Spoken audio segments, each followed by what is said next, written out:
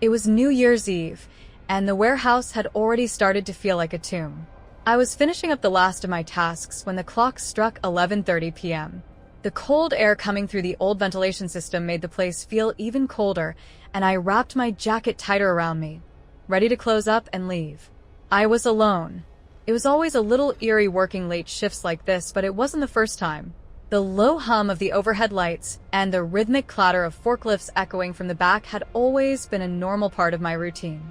Tonight, though, there was something off. I checked the time again. 15 minutes until midnight, and I could still hear the faint murmur of footsteps from the far side of the warehouse. Wait, no. There was no one left.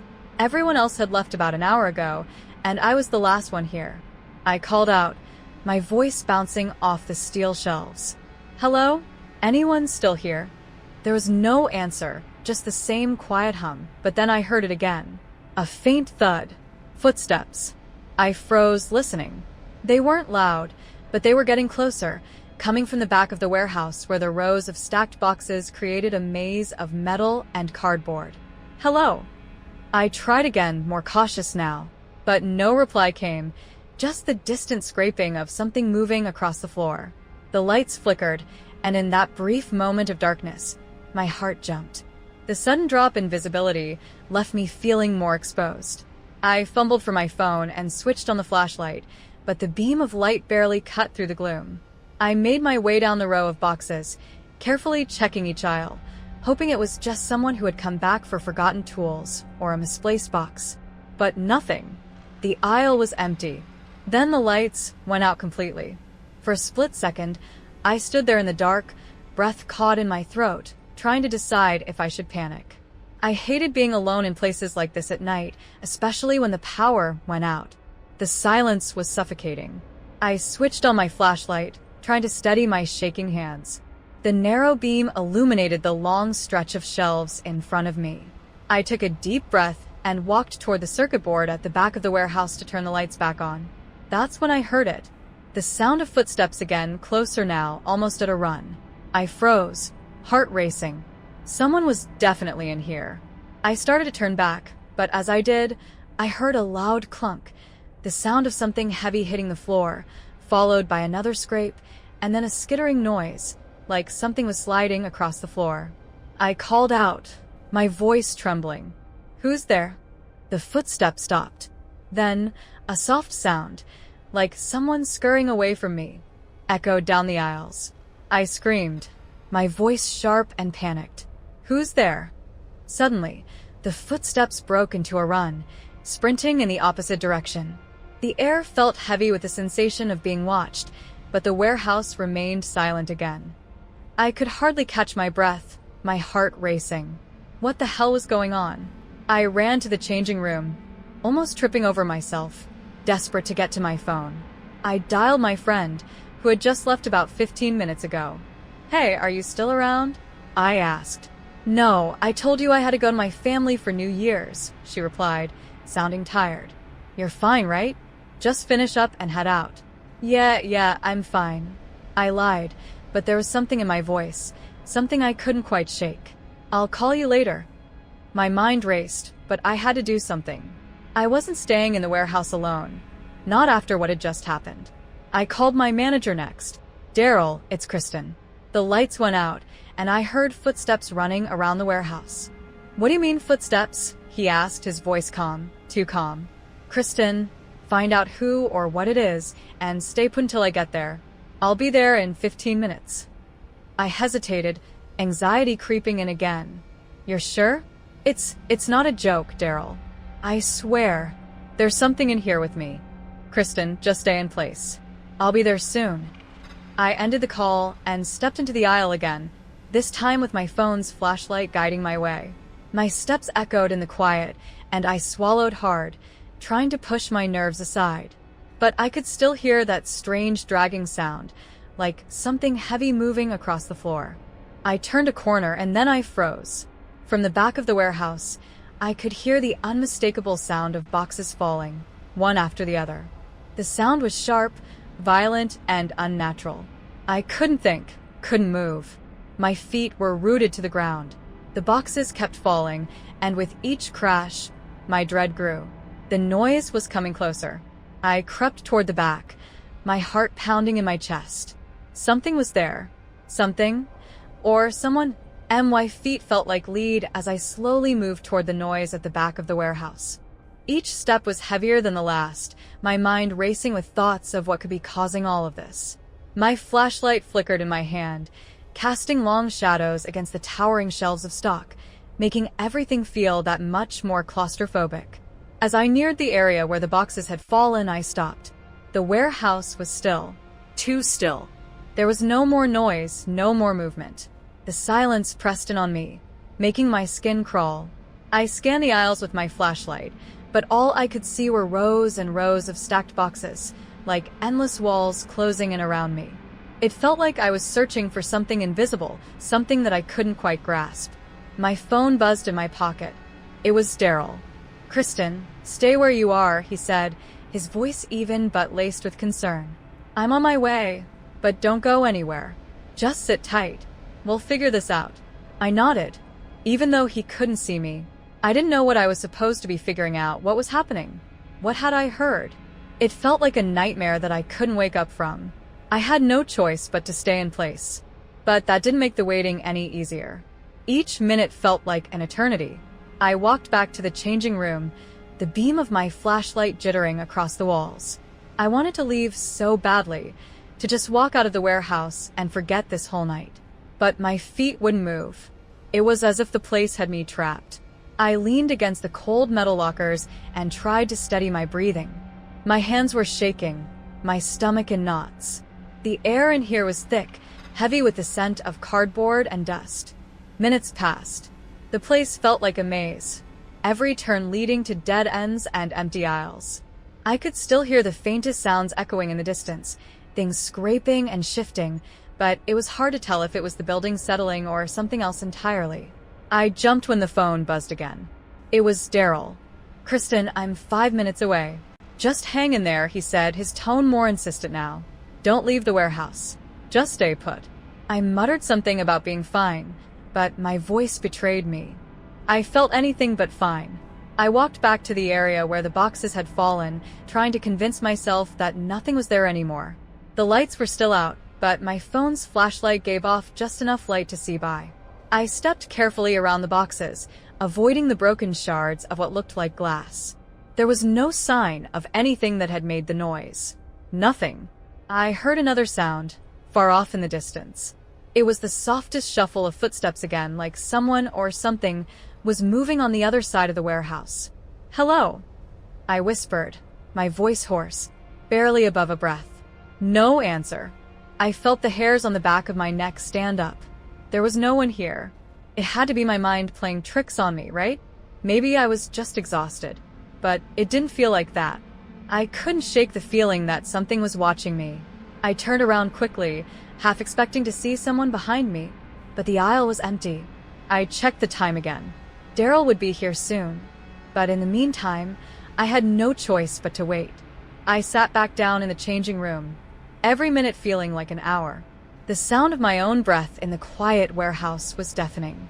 I tried to distract myself by scrolling through my phone, but nothing could shake the dread crawling up my spine.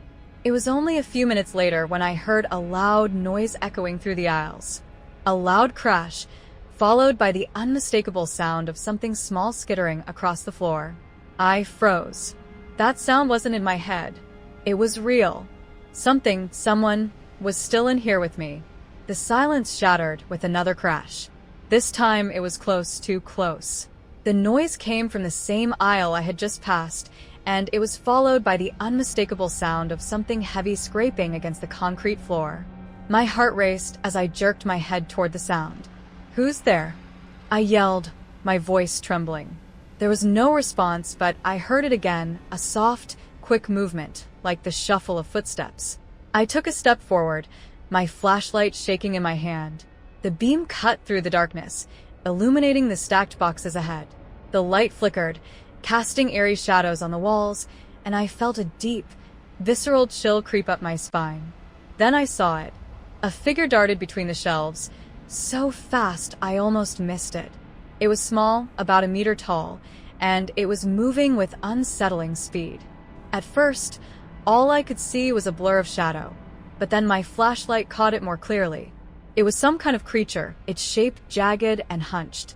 Its skin was dark gray and shabby, almost like it hadn't seen the light of day in years. The texture was rough, like torn, decaying fabric stretched over brittle bones. Its limbs were too long, too spindly, and it moved with an unnatural, jerky motion. My breath hitched in my throat as it stopped for a split second. It was staring right at me from behind a pile of boxes. We locked eyes. I froze, unable to look away.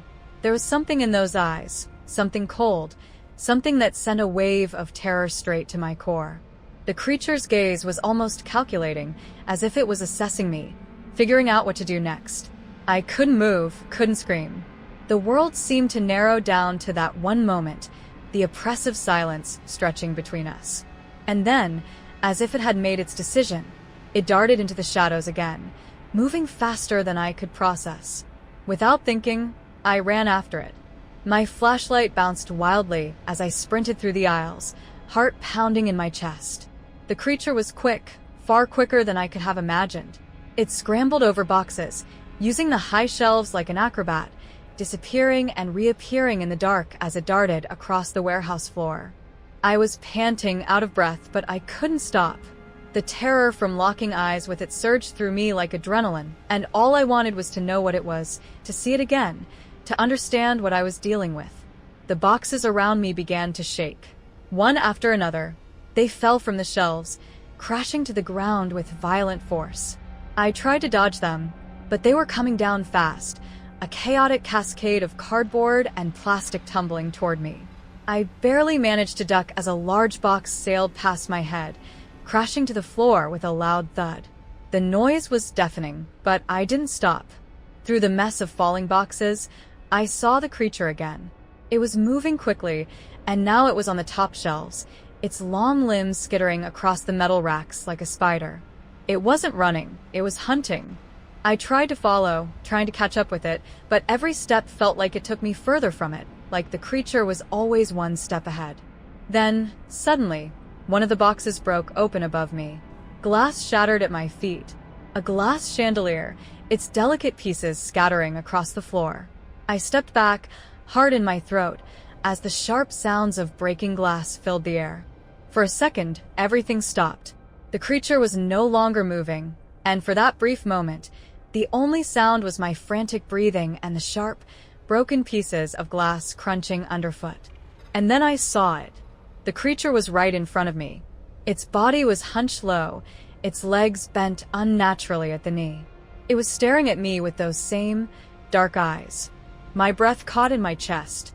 I couldn't move. My body was frozen in place, a cold wave of panic sweeping through me. I don't know how long we stared at each other, but the fear and dread grew so intense that it felt like the whole warehouse was closing in on me. My hands were clammy, my heart pounding in my ears.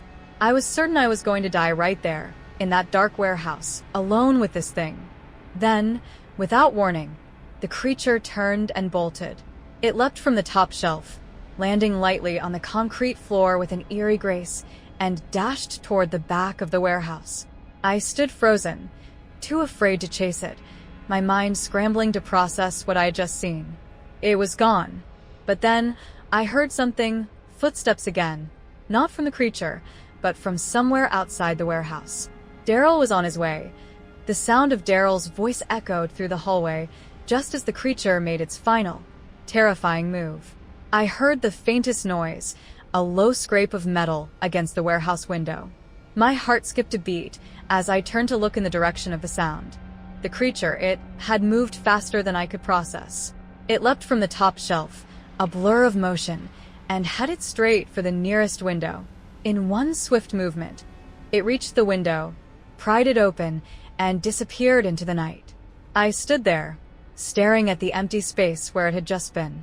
The cool night air rushed in from the open window, the faint smell of rain and earth mingling with the musty scent of the warehouse.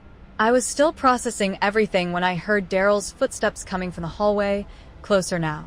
"Kristen." His voice called out, muffled by the thick walls. I felt a wave of relief wash over me, but it was quickly replaced by dread. I had to explain. I had to tell him everything. I rushed to the front of the warehouse, meeting Daryl at the entrance. He was panting, clearly having rushed to get here, and he stopped in his tracks when he saw me. "Are you okay?" he asked, his voice tight. "What the hell happened? You look like you've seen a ghost." I have to show you something," I said, my voice shaking as I led him into the warehouse. "It's gone now, but it was here."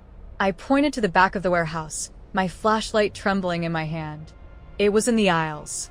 Small, dark gray, shabby skin, like something you've never seen before. Daryl's face hardened as he looked around. He took a slow breath, but his eyes didn't leave me. "Kristen, what are you talking about? There's nothing here." "I'm serious," I practically shouted. "You have to believe me. It was moving around, running from shelf to shelf. It threw boxes at me. It was here, Daryl." His expression softened, but only just. All right. I'm here now. Let's just take a look around, yeah?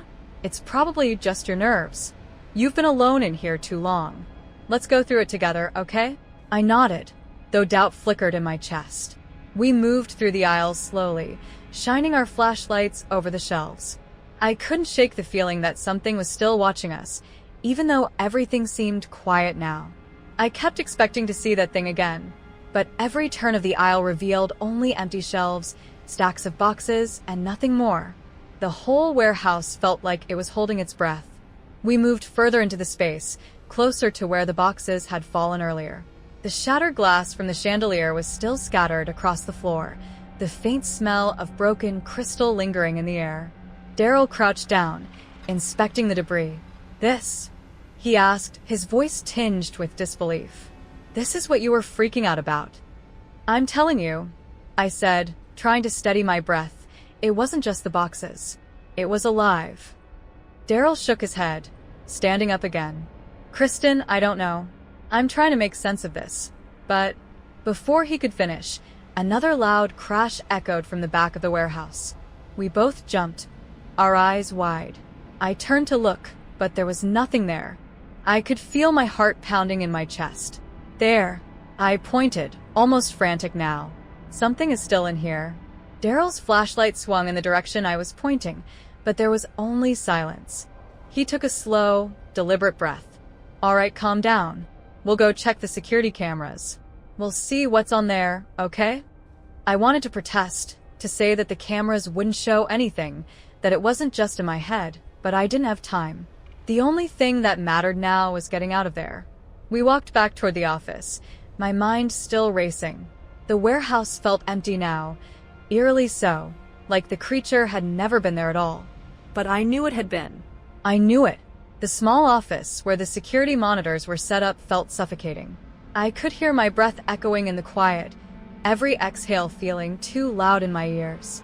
Daryl sat in front of the screen, his fingers hesitating over the keyboard. He glanced at me before typing something into the system, pulling up the footage from the warehouse cameras. I could see the thumbnails for the different camera angles, each one pointing to various corners of the warehouse. My stomach twisted with unease. The last thing I wanted was to see more of the nothing I had seen before. Empty aisles, empty shelves. But the last hour had been anything but empty. Daryl clicked play. The footage rolled. I had to force myself to watch it, though every part of me wanted to look away. I knew what I was going to see, boxes falling. My screams. The chaos. But I couldn't prepare myself for the way it felt to see it all again, to hear the noise and feel the tension in the air.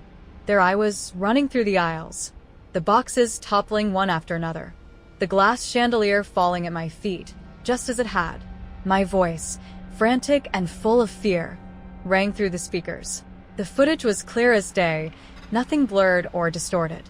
The sound of my voice screaming in panic filled the office, making me wince. But then there was nothing. As the camera panned across the warehouse, the shelves were empty, no sign of the creature I had seen. No shadow, no movement, nothing that could explain what I had experienced. I stared at the screen, my hands trembling as I gripped the chair. Daryl's eyes flicked between the footage and me, his expression unreadable. "Kristen," he started, but his voice trailed off. "I told you," I whispered, almost pleading. "It was here. I saw it. You have to believe me." He was quiet for a long moment, watching the footage again. The chaos was undeniable. The boxes falling, the noise, my panic, everything pointed to something happening in that warehouse. But there was no sign of the creature. No indication of anything other than what seemed like, well, a very strange accident. "It's not on the cameras," Daryl said quietly. "But it doesn't make sense. There's no way the boxes just," he trailed off, unable to finish the thought. "I know," I said, almost breathless. "But it was here, Daryl. It was here, and it's gone now." We watched in silence as the footage continued to play, showing me running away from the falling boxes, my frantic footsteps retreating as the chaos unfolded behind me. But there was no creature. There was only me. Daryl rewound the footage, watching it again and then again. Each time, the same conclusion. The boxes moved. The noise echoed through the warehouse. But the creature? It was nowhere to be found. I could see the disbelief in his face, the way he was trying to make sense of it, trying to convince himself there was an explanation that didn't involve something impossible. After a long pause, Daryl let out a deep breath and leaned back in his chair. "All right, Kristen. I'm not saying I don't believe you, but I don't know what this is. Whatever happened tonight, we'll figure it out. But not tonight." I nodded, too exhausted to say anything else. "Let's go check the warehouse again," Daryl said, standing up. "We'll clean up. You're not leaving here until we make sure everything's all right." We didn't speak much as we walked back through the aisles of the warehouse. The silence felt heavy, as if the building itself was holding its breath. The earlier tension seemed to have faded, but there was still an uneasy air, a feeling that something had been left unresolved. The warehouse was quieter now. No more falling boxes, no more strange noises. Just the hum of the fluorescent lights above us, and the sound of our footsteps echoing off the concrete floors. Daryl and I moved through the aisles methodically, cleaning up the mess the best we could. The shattered glass from the chandelier was still scattered across the floor, sharp edges glistening under the harsh light. We swept it into piles, threw the fallen boxes aside, and straightened the shelves as best as we could. The whole time, I kept expecting something to happen. I kept expecting to hear the sound of those tiny footsteps scurrying across the floor, the rustling of boxes as whatever it was emerged from the shadows again. But nothing came. The warehouse remained still, almost unnervingly so. Daryl made a copy of the security footage, saving it on his own drive. I didn't ask why. I had a feeling he was going to keep it for himself, just in case. Maybe he thought it would explain what had happened, or maybe he was holding on to it to prove something to himself later. But for now, he didn't speak about it. When the cleanup was done, we both stood in front of the entrance to the warehouse, staring at the wide, empty space behind us. "Well, I guess that's that," Daryl said, his voice weary but calm. "It's late. You should head home." I nodded, still processing everything. I couldn't shake the image of that creature, the way it had looked at me, the fear that had taken over my entire body. But I was starting to wonder if it had all been a product of my exhaustion, of being alone in the warehouse for too long. Still, I couldn't explain the footage, the way the boxes had moved, my screams, the way I had felt that something was in there with me. As Daryl and I walked out of the building, I glanced back one last time. The windows of the warehouse were dark, the lights off, the place silent. But something still lingered in the back of my mind, like a shadow I couldn't shake. We locked up and left the warehouse together, and Daryl drove me home without saying much. And that was it. The next day, Daryl messaged me, letting me know he'd keep an eye on the footage and let me know if anything else came up. He wasn't sure what to make of it either, but he'd review it again and follow up. But somehow I knew the truth wouldn't be found in the video. There was something off about that night. Something that couldn't be explained by cameras or logic. As for me, I don't know what to believe anymore. I saw something. I felt it. But now, with the footage showing nothing, I'm left wondering if it really happened the way I remember it. So, Reddit, what do you think? What the hell was that? And what's the deal with those security cameras? Was I losing my mind, or was something really in there with me? Let me know what you think.